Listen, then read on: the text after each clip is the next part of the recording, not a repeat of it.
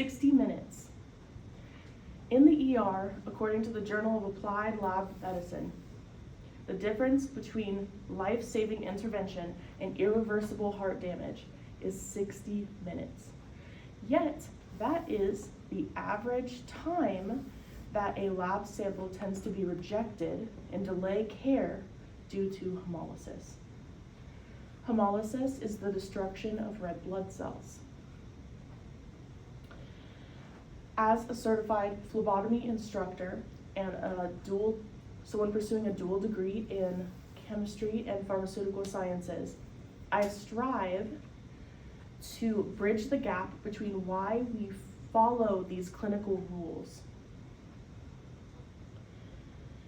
My goal for you today is to understand the three major ways in which hemolysis can affect the accuracy of your lab results and your healthcare. We've all been that nervous patient waiting, unsure of our results, and you deserve to know that the first time you get those results, they're accurate.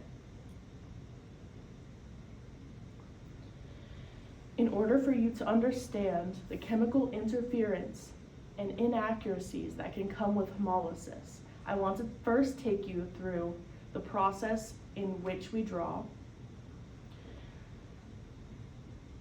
and how that subsequently affects lab results and the markers thereafter. When we perform a draw, we create a vacuum link between the patient's circulatory system and the vacuum in the tube for the draw itself. In the medical field, the Journal of Emergency Nursing states that hemolysis is a frequent pre-analytical error in laboratory testing.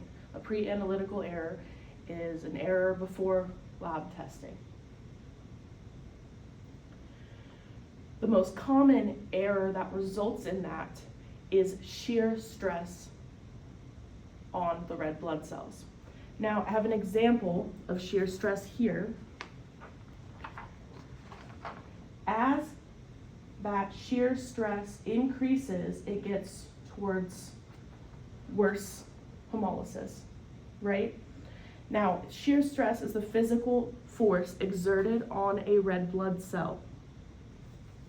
Now, when that shear stress happens, we can see increasing levels of hemolysis. So this would be a normal sample, and as there are higher rates of hemolysis, like red blood cells that have been destroyed, it gets higher and higher. Now, this would be after the sample is spun down. So this would be plasma separated. So because all of those burst, there's no way for that to fully separate anymore. Think of red blood cells as tiny filled balloons. Many people ask for a smaller needle when they want to get their blood drawn because they fear that it's going to hurt or any pain.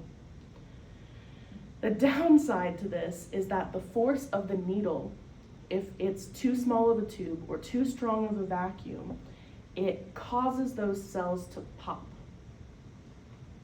As noted in the 2024 Journal of Laboratory and Precision Medicine, even 2 seconds decreasing draw time can result in a 15% increase in hemolysis.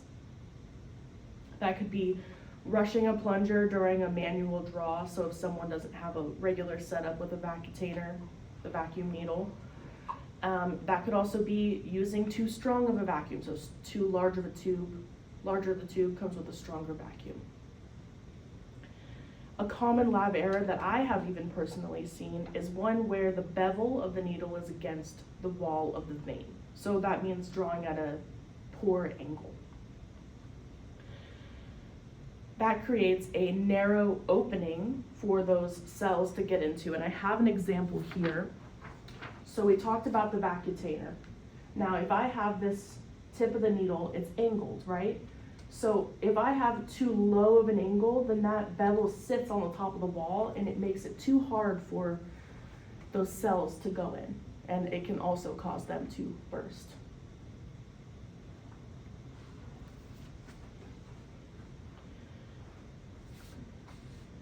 Now that we've established how size and angling of a needle can destroy red blood cells, we'll move forward and I'll explain the chemical result that occurs once the cell membrane bursts. In a separate article by the Journal of Laboratory and Precision Medicine, they mentioned that RBC, or red blood cell rupture, spills its intracellular components into the surrounding blood. And the most dangerous component that it spills is potassium. This happens because the concentration of potassium within the cell is roughly 20 times more concentrated than that of outside of the cell. So when that cell breaks, it floods with potassium. And that can lead to a doctor possibly thinking that someone has a cardiac emergency when they aren't. Now that we've discussed how hemolysis fakes high potassium levels, we must move forward and examine a more dangerous way that it can mask heart damage, markers for heart damage.